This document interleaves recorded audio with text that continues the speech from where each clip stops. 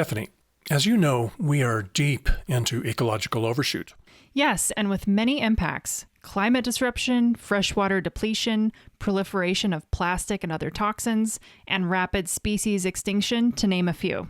But the cost of food and housing and energy is just too high, damn it. Apparently, we are being too protective of our environment, and that's keeping us from increasing the supply. We need more. I think you're paraphrasing the book Abundance. You guessed it, and I'm not a fan. We'll talk about it next. When enough is not enough, who you gonna call? Calling. Call a growth buster. Whoa. Thanks for calling Growth Busters, the podcast that's making it okay to be against growth, to question it, to highlight the mythology that keeps us worshiping growth everlasting. That's right. We have this one planet, at least for the foreseeable future, and you cannot grow your economy or your population forever on a finite planet.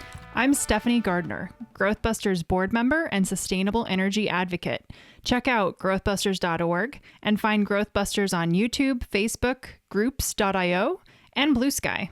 And Growth Busting on Instagram. I'm Dave Gardner. I directed the documentary Growth Busters Hooked on Growth, and I'm executive director of the nonprofit Growth Busters Project. Quick news update. We really need a Mr. Beast, a Beyonce, a Taylor Swift, somebody to really spread the word. Could use all of them. And Stephanie, you know how Travis Kelce met Taylor Swift? I don't think I know. He actually mentioned on his podcast with his brother, New Heights, that he would like to meet Taylor Swift. And so word of that got out to Taylor Swift, and she made it happen. So I'm going to try that. Taylor, I'm not asking to date you or marry you, but I would like to meet you. A healthy planet for your generation probably depends on it. So give me a call, 719-402-1400. All right, I think we've just saved the planet right there. Yep, if Taylor's on board, we're good. Yeah. So, Dad, in our last episode, we discussed a fantastic book, The Serviceberry, which is by Robin Wall Kimmerer. And I think we must have fallen into sort of a book theme because this episode is devoted to another book, the book Abundance. Now, before you introduce this book, I have to tell you that it's funny, at the end of May, I was walking on the sidewalk in a small town here in Maine, past a local bookstore, and I saw both Abundance and The Serviceberry on display in their front window. You're kidding. So I think both of these must have joined the environmental zeitgeist this spring, and I think it's really great that we're digging in and investigating these two books. And we both love The Serviceberry. For our listeners, if you haven't listened to that episode, definitely check it out. We had very good things to say. We feel pretty opposite about the book Abundance. So this will be a different style of conversation that we have today. That is so cool. Yes, Abundance by Ezra Klein and Derek Thompson was published in March of 2025, and it's been likened to a manifesto for the left, a powerful vision for what the Democratic Party could stand for in the next election. Now, the book has attracted a lot of attention. Fortunately, a lot of that has been critical. Listening to the authors on the Lex Friedman podcast raised my blood pressure. The book advances what I consider some really dangerous and destructive ideas. Now, I have a confession. I haven't read the book. My request for a review copy was ignored, and I didn't really want to buy the book and reward the authors for writing it. Yeah, I also admittedly have not read the book. I would have read a review copy if they had provided that to us. I'm considering putting a hold on it at the library.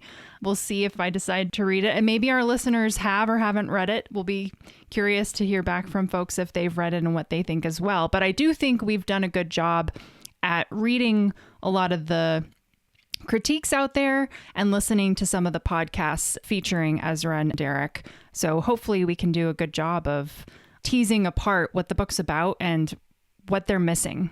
Yep, that's our intention here. So today we're going to examine some of what must be in the book as represented by statements made by the authors in that interview with Lex Friedman. And in case you're skeptical or distrusting of our take, Seeing as how neither one of us have even read the book, we're going to share with you a few samples of what other critics have said about it. And let's start with that. On the Overshoot podcast, co-host Alan Ware summarized what he calls the abundance agenda. Here's what he said. Yeah, and we're seeing more in the U.S. right now, the ascendance of the abundance agenda through Ezra Klein and Derek Thompson of the New York Times and the Atlantic.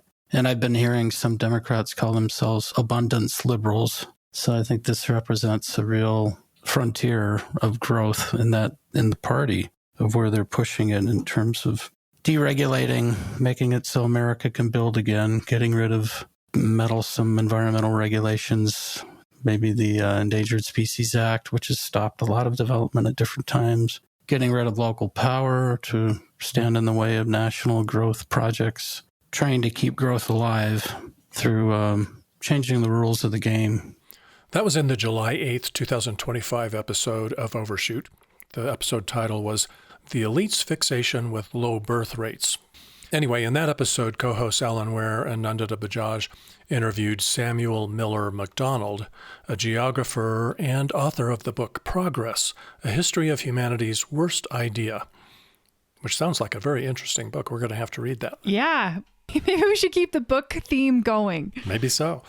Anyway, MacDonald had a good response to Alan's setup, and we'll share that with you in a little bit. But first, here's a moment from the Lex Friedman podcast in which Derek Thompson sums up their abundance agenda. I thought what we need to solve for this crisis of penumbral scarcity is an abundance agenda, an approach towards solving America's problems that puts abundance first. And Ezra and I have a very focused definition of abundance. We say in the first page of the book, America needs to build and invent more of the things it needs. Now, before we go on, I think I'll share a little bit more about the book and its authors. Ezra Klein is a columnist for the New York Times and host of the Ezra Klein Show. Derek is a writer at the Atlantic and host of the Plain English podcast. Now, Derek Thompson, in a commentary titled A Simple Plan to Solve All of America's Problems, published in the Atlantic in January of 2022, called for removing artificial constraints, that is, identifying and eliminating regulatory barriers that block needed housing, healthcare, and renewable energy development, expanding supply, that is, prioritizing policies that increase the availability of homes, medical professionals, and clean energy infrastructure, and making growth central, reorienting national priorities toward productivity-driven improvements in living standards. Now, my disappointment in what I was hearing about abundance was enhanced by the fact that I know Ezra Klein to be a liberal, so I mistakenly expected he would respect and love nature. Instead, he seemed to be all about relying on technology and building more stuff. So there's a lesson here. Environmental stewardship isn't necessarily political, not necessarily the domain of the left. And the world certainly has its share of progressive growthists. Thompson did most of the talking about the book in the Lex Friedman Show, but it's clear he and Klein are on the same page. So here's what Thompson had to say about environmental protection. We have rules, zoning rules, historic preservation rules, permitting processes, environmental reviews, laws that we created that have gotten in the way of making abundant the most important material good there is, which is housing. And as I kept sort of working myself into a lather and getting mad about the world, I thought, it's actually not just housing, it's clean energy too. Journalist Ben Goldfarb wrote a critique of the book titled An Abundance of Concrete. We'll put a link in the show notes. He doesn't dismiss every idea from authors Ezra Klein and Derek Thompson, but he does share some of the same problems I have. And he articulated some of that on a recent episode of the Colorado Public Radio show and podcast Colorado Matters. They're taking, I would say, primarily an urban Californian and New York centered approach to development and construction. And if you read their book, they basically have nothing to say about wildlife, about open space. They seem mostly hostile to the idea of preserving open space. And they have very little to say about rural areas. So in my critique, I was essentially saying, hey, it's great to densely build and develop cities, but in a place like Chaffee County where I live, and we still have lots of open space, lots of deer and elk and pronghorn migrations. Let's take a second and not develop those sorts of areas as intensively. Let's think about preserving the abundance of wildlife, not only creating the abundance of housing and energy. Now, since Goldfarb wrote so beautifully in his Abundance of Concrete critique, I just have to share a bit of that with you, so I'm going to read a little bit. Snarking at abundance has become something of an online progressive blood sport. There's a critique about power, the critique about neoliberalism, the critique about something called solar communism. You might call mine the nature critique. Klein and Thompson broadly framed their book around this question. What is scarce that should be abundant? To their minds, those absences include housing, clean energy, and scientific innovation, which, they argue, are largely constrained by pesky laws and regulations imposed by well-meaning liberals. In my own naive, biophilic little brain, though, the word scarcity primarily conjures the wild critters that our planet is hemorrhaging. Scarcity is the nearly 3 billion birds missing from North America, the 81% decline in migratory fish, the insect apocalypse. It's the Florida panther and the small-toothed sawfish and the boreal toad and the grasshopper sparrow. It's the phenomenon that some scientists have cheerily dubbed biological annihilation, the tendency in our human-dominated age of once abundant animals to become, well, rare. That isn't the kind of scarcity that abundance cares about. The closest Klein and Thompson come to including nature in their doctrine is in the first few pages, when they outline a sort of techno-utopian daydream revolving around vertical farming, geothermal energy, and desalinized seawater. With all the cellular meat facilities brewing ersatz chicken breasts and ribeyes in petri dishes, we'll no longer need to devote a near quarter of the planet to raising livestock, which does indeed sound great. Yeah, yum. Now, those were his words. Yum. I'm not too crazy about beef from a petri dish myself, but good words nevertheless. And he also wrote later on in the piece, alas, the abundists and their allies only seem to think about land as a place to stick more humans. Yeah, I think this idea of a techno-utopia is really interesting, and a lot of a big portion of the environmental kind of movement is really thinking, hey, technology is going to solve all of our problems, and that's the only thing we need to really focus on, right? And Klein, he's definitely in that vein. In 2021, he wrote in the New York Times, a problem of our era is there's too little utopian thinking, but one worthy exception is Aaron Bastani's Fully Automated Luxury Communism, a leftist tract that puts the technologies in development right now, artificial intelligence, renewable energy, asteroid mining, plant and cell-based meats, and genetic editing at the center of a post-work, post-scarcity vision. So yeah, Klein's utopic vision is obviously for this future of technology-dominated existence that I think Goldfarb is doing a good job of saying, that's the only association with nature and how our relationship to nature might change, right? Is moving food production into labs, I suppose. Yeah, good luck with that. Yeah. Another thing that's interesting about Ezra's and Derek's points here are that they essentially advocate for more, faster, and smarter building in a country that seems to have lost its infrastructure mojo. And they push for reducing the regulatory barriers to building new housing, quote unquote, clean energy, basically any regulation that slows down growth. And Ben Goldfarb also spoke about the clean energy topic in a really enlightened way during his interview with the Colorado Matters podcast. So I want us to listen to that as well. One of the things that I actually worry about is climate change subsuming or consuming all other environmental concerns, right? And you see that in abundance and in the language that a lot of liberal pundits, I would say, use around the environment, as though all the environment is a stage against which climate change plays out, right? And if we could build all of the clean energy in the world, we'd essentially have solved all of our environmental problems. And, I think I'm making the point in my books and in essays like this one that, again, the preservation of biodiversity and wildlife and ecosystems is one of our fundamental core values. And, to just cover the planet in solar panels and wipe out everything in the process wouldn't actually be, it would be solving one set of problems, but it would be creating other problems. Yeah, and then at one point in his article, An Abundance of Concrete, Ben Goldfarb calls Klein and Thompson are at root decarbonization bros.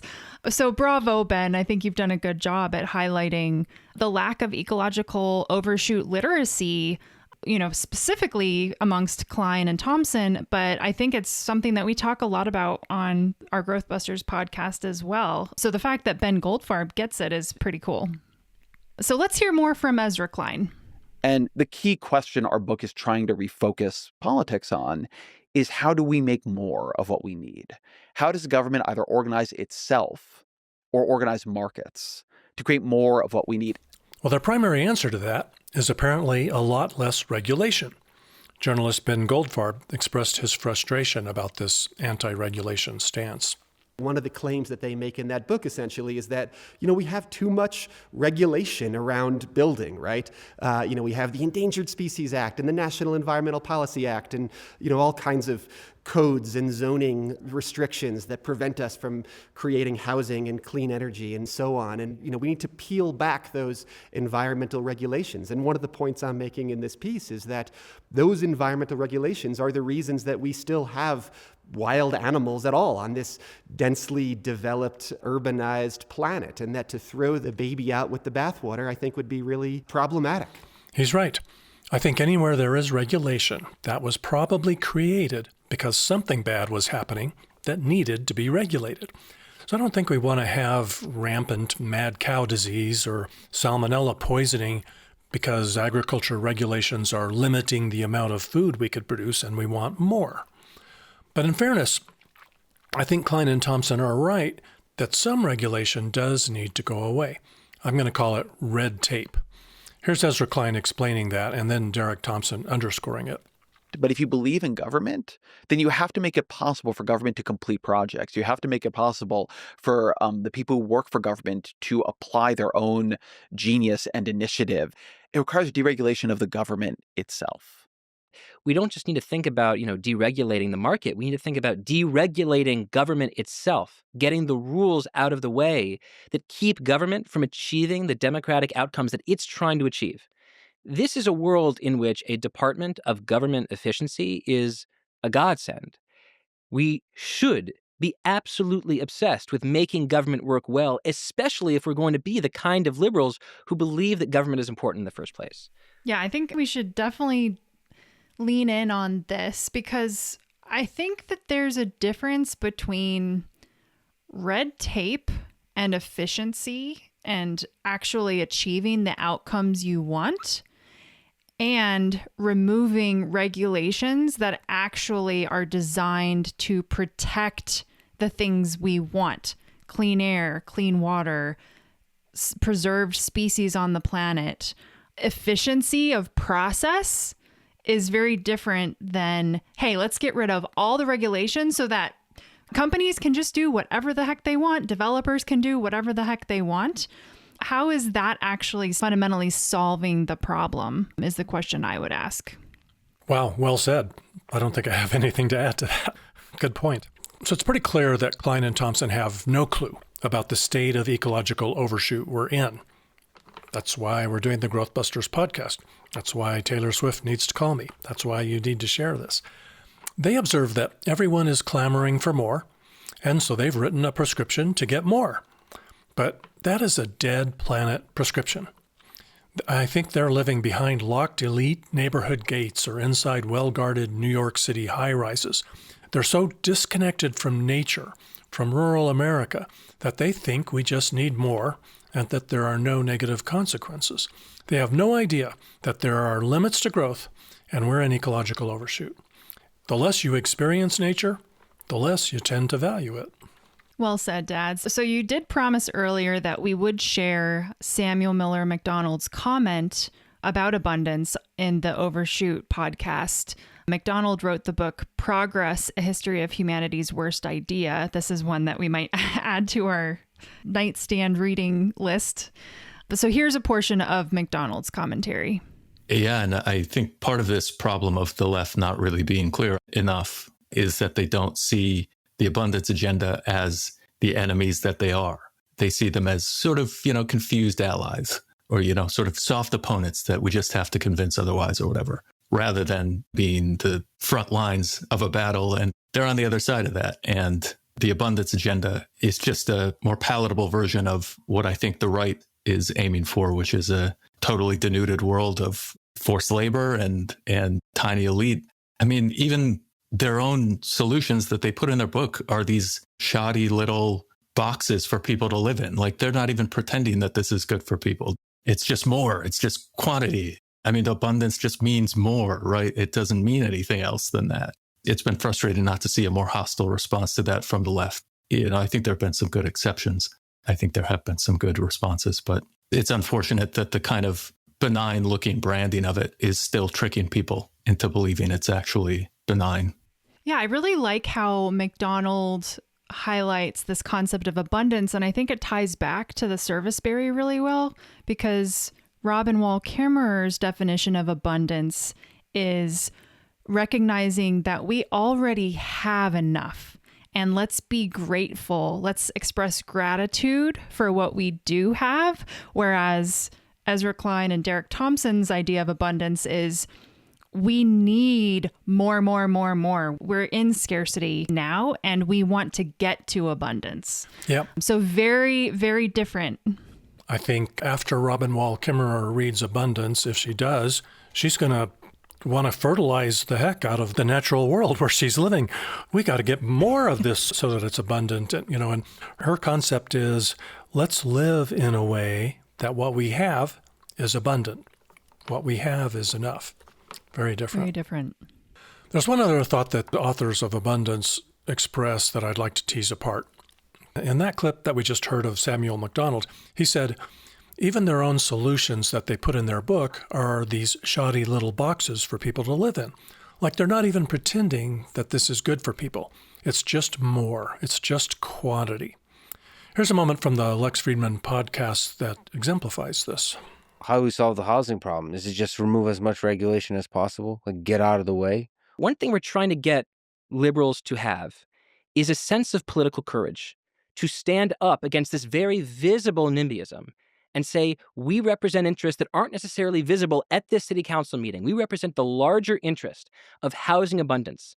So we're going to always default to saying yes rather than default to saying no, just because the people who happen to come to these meetings are NIMBYs.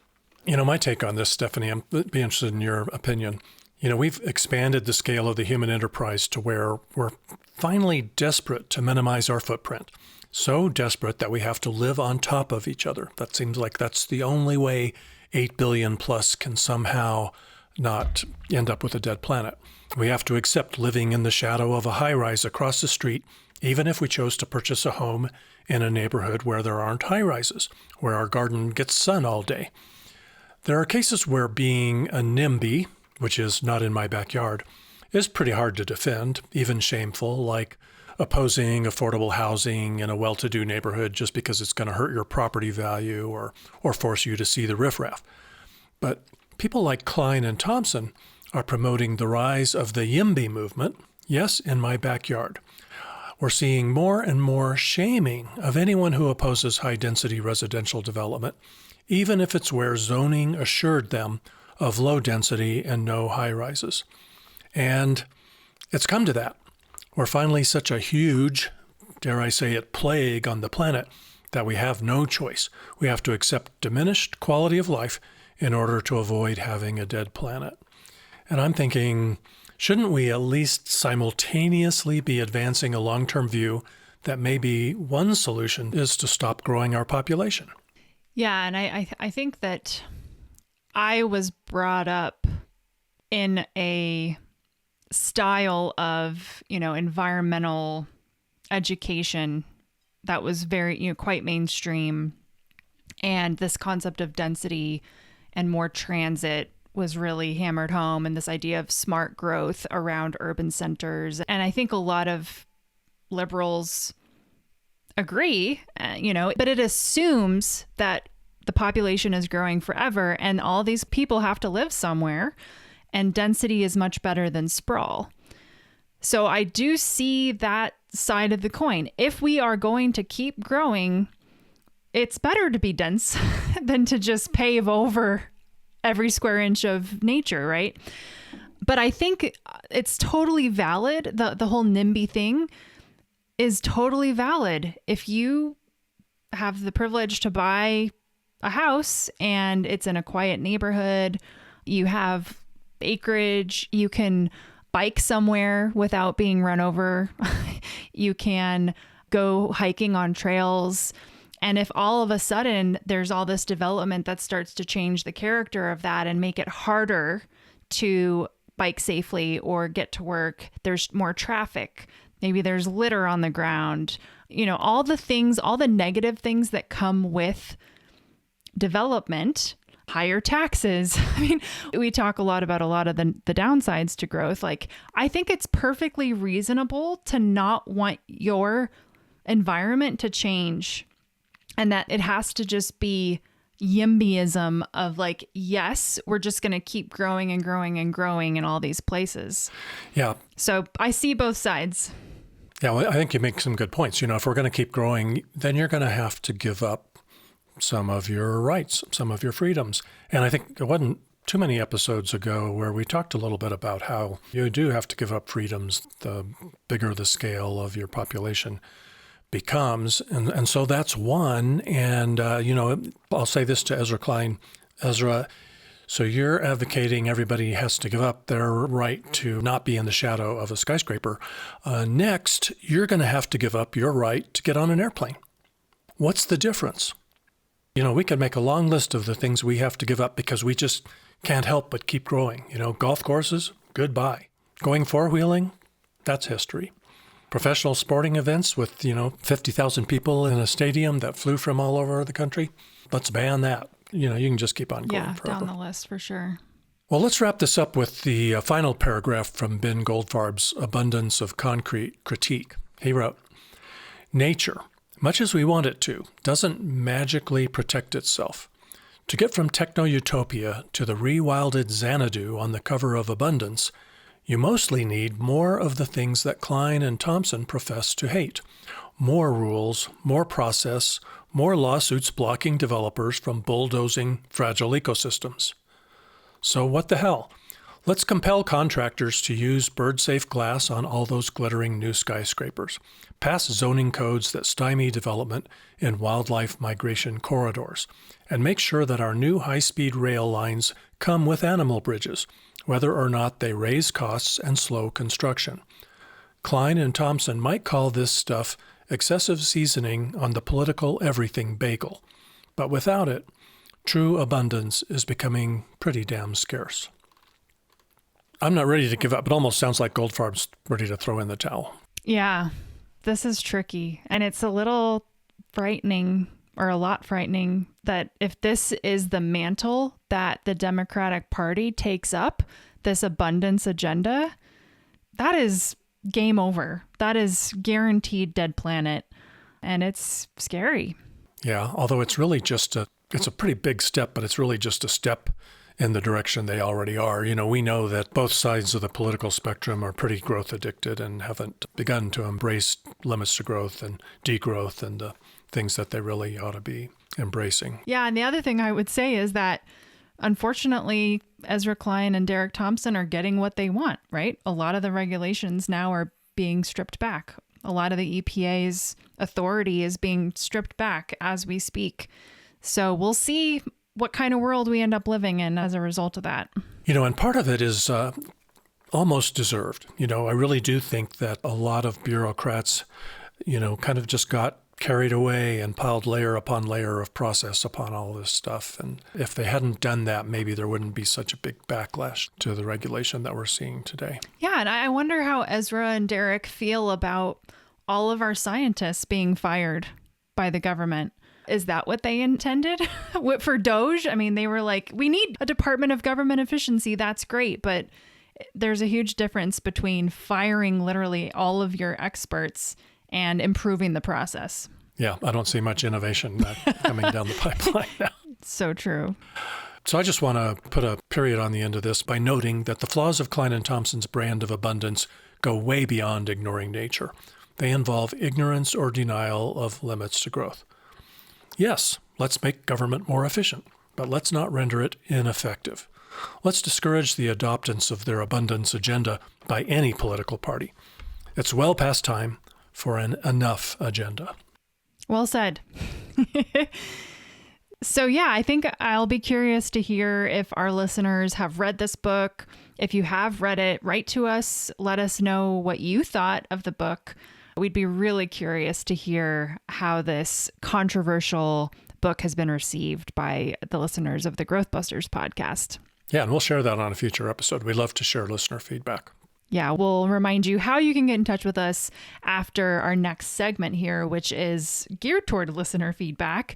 We wanted to share a comment posted to our website in response to episode 89 of the Growth Busters podcast. That episode was Bezos, We're Going to Need Another Planet.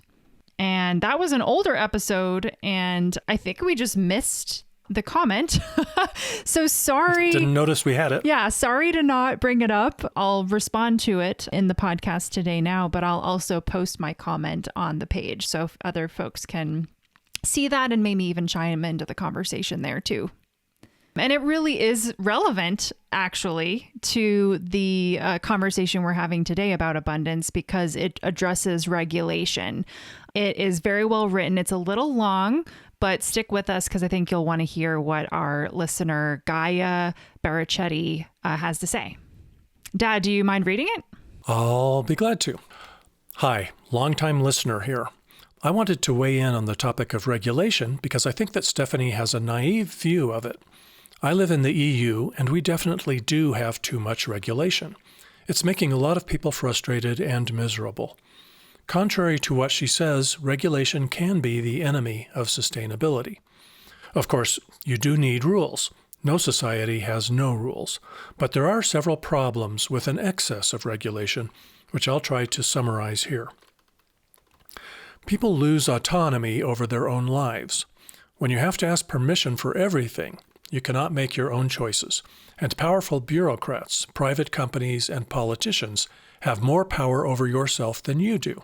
That creates a lack of freedom in a very deep sense. It also makes these people very arrogant, because they can destroy you easily with a prohibition or a fine, so you're afraid of them and let them treat you badly. Regulation makes living with less much more difficult, especially if you don't want to be an employee and you want to have a small, sustainable activity of your own. You have to get certificates for everything, and they cost money. You pay fines for even small errors in good faith. You need to spend a lot of time on paperwork. All of this means you need to work more and earn more. Go big or fail. Last year, when I counted my expenses and income for my very small farming operation, most expenses were bureaucracy and taxes. Taxes I accept, but the rest was just propping up a parasitic system. I almost had no input expenses. That's how sustainable I was. But I wasn't making any money to survive because of regulation and associated costs. Regulation helps big business and creates artificial economies of scale. Following rules has a cost that is often fixed, not a percentage. The bigger you are, the more you can absorb it. Sometimes you simply cannot comply. It would cost too much money or labor, so you give up. This is actually deliberate, to push the small people out of business. I've even been told explicitly that I wasn't allowed to do certain things myself because that would be unfair competition with big businesses doing the same. Most regulation is bottom down, and the people making decisions don't have all the information, while reality varies a lot on the ground. There is a long list of minute rules made to help the environment that ended up doing more damage than traditional practices adapted to local conditions. I know of regulations for animal welfare, that end up making animals suffer more. Regulation creates office jobs that are parasitic. People who are actually productive then need to work more to support these other people. This is true for hospitals, schools, municipalities, everything.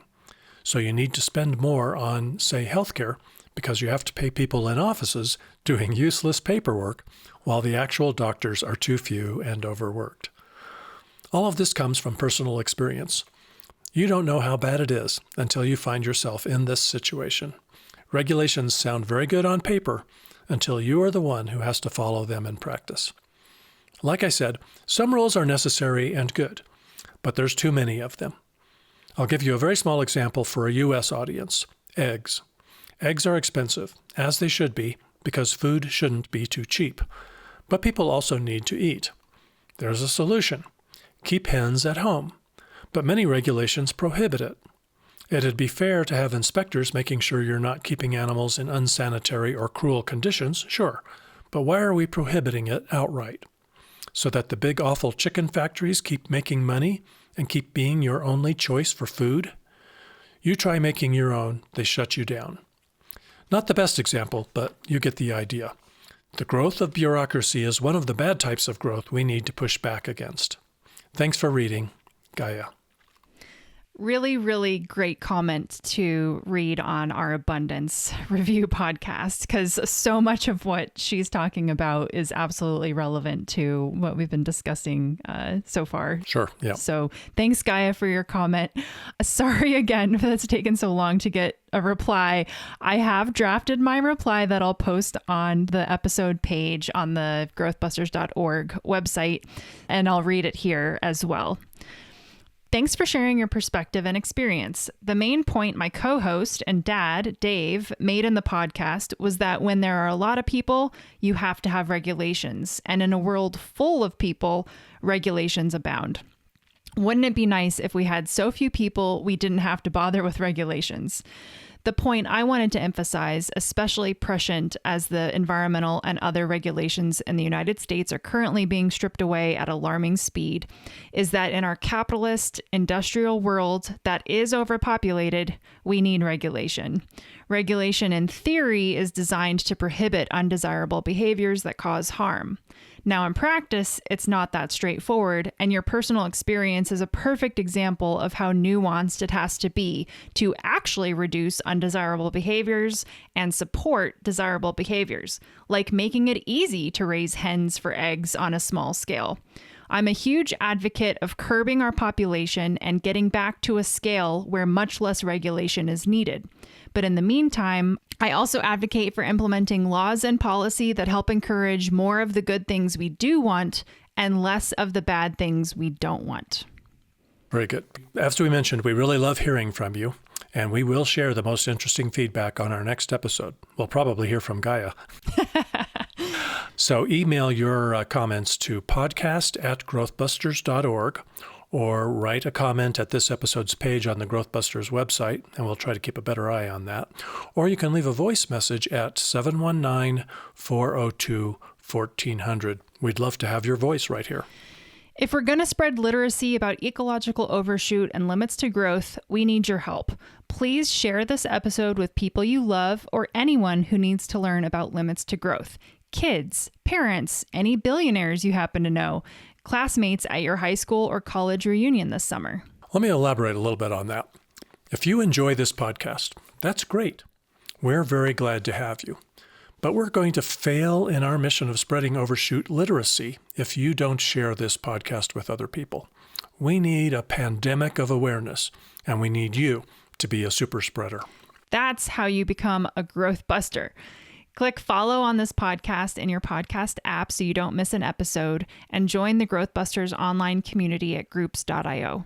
Yeah, and let me mention that we have started doing Growth Busters meetups, virtual meetups, about every month and a half or so.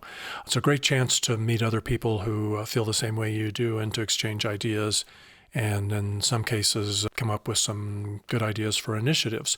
The best way to find out about those is to join that Growthbusters online community. Just go to groups.io and search for Growthbusters, or subscribe to Growthbusters email updates, and that way you'll be able to join us for those.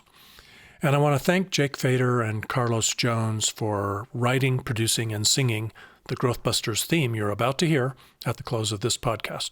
Learn more, donate, and sign up for email updates at growthbusters.org. Did you say donate? Yes, you did. Please support this podcast. We're not fueled by ads for Amazon or Target or ExxonMobil. Thanks for being a Growthbuster. We've got a planet to save. Some may dream to pave mountains and streams, but not me. I'm a growth buster. Some may just want more, but don't know what it's for, but not me. I'm a growth buster. Don't want a solution at the cost of pollution. They think bigger is better at the cost of the weather. But no, not us. We are the growth busters. Calling, calling, calling, calling, calling, calling. Call the growth busters.